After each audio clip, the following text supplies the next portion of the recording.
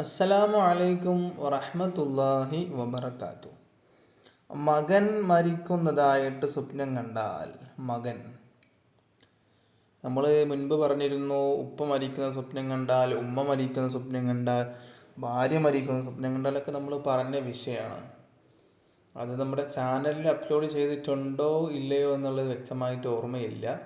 എന്നിരുന്നാലും നമ്മൾ പറഞ്ഞ വിഷയങ്ങളാണ്. അപ്പോൾ മകൻ മരിക്കുന്നതായിട്ട് സ്വപ്നം കണ്ടാലാണ് ഇനി പറയാൻ വേണ്ടി പോകുന്നത്. ഇതിനെക്കുറിച്ചൊരു മഹാനായ നാബൽസി എന്നവർ, ഷെയ്ഖ് നാബൽസി എന്നവർ അവിടുത്തെ ഒരു കിതാബിൽ 248 പേജിൽ പറയുന്നുണ്ട്. എന്താണ് പറയുന്നത്? ഒരാൾ മകൻ മരിക്കുന്നതായിട്ട് സ്വപ്നം കണ്ടാൽ അതിൻ്റെ വ്യാഖ്യാനം അവൻ്റെ ശത്രുവിനെ തൊട്ട് രക്ഷപ്പെടും എന്നാണ്. എനിക്കൊരു ശത്രുണ്ട്, ശത്രുവിൽ നിന്ന് അവൻ എന്താകും? രക്ഷപ്പെടും എന്നാണ് മകൻ മരിക്കുന്നതായിട്ട് സ്വപ്നം കണ്ടാൽ അതിൻ്റെ വ്യാഖ്യാനം. ഇനി മകളാണ് മരിക്കുന്നതായിട്ട് കണ്ടാലോ? നമ്മളൊക്കെ പറഞ്ഞു, പിതാവ് മരിക്കുന്നത് പറഞ്ഞു, മാതാവ് മരിക്കുന്നത് പറഞ്ഞു, ഭാര്യ മരിക്കുന്നത് പറഞ്ഞു. ഇനി മകനും മകളും മരിക്കുന്നത് പറയാനുള്ളത്. മകനെ കുറിച്ച് നമ്മൾ പറഞ്ഞു അല്ലേ? അവൻ്റെ ശത്രുവിനെ തൊട്ട് അവൻ രക്ഷപ്പെടും എന്നുള്ളത് നമ്മൾ പറഞ്ഞു ഇതിൻ്റെ വ്യാഖ്യാനമായിട്ട്.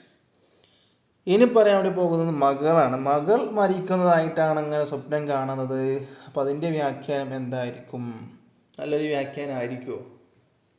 മുകളിൽ മകൻ്റെ നല്ല വ്യാഖ്യാനമാണ് പറഞ്ഞത്, അപ്പം മകളുടെ നല്ല വ്യാഖ്യാനമായിരിക്കും. കാരണം പെണ്ണല്ലേ, പെണ്ണിന് അത്രയും പ്രാമുഖ്യം ഇസ്ലാം കൊടുക്കുന്നില്ലേ, അതുകൊണ്ട് ഇതിൻ്റെ വ്യാഖ്യാനം നല്ലതായിരിക്കും എന്ന് നമ്മൾ വിചാരിക്കും. പക്ഷെ നല്ല വ്യാഖ്യാനമല്ല.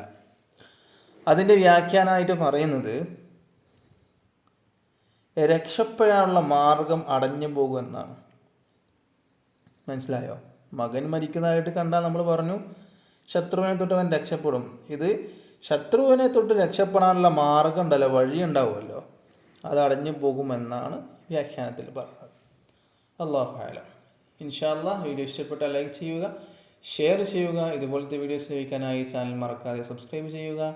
ഇൻഷാ അല്ലാഹ് വീണ്ടും കാണാം. അള്ളാഹു തൗഫീഖ് നൽകട്ടെ. അസ്സലാമു അലൈക്കും വറഹ്മത്തുള്ളാഹി വബറകാതുഹു.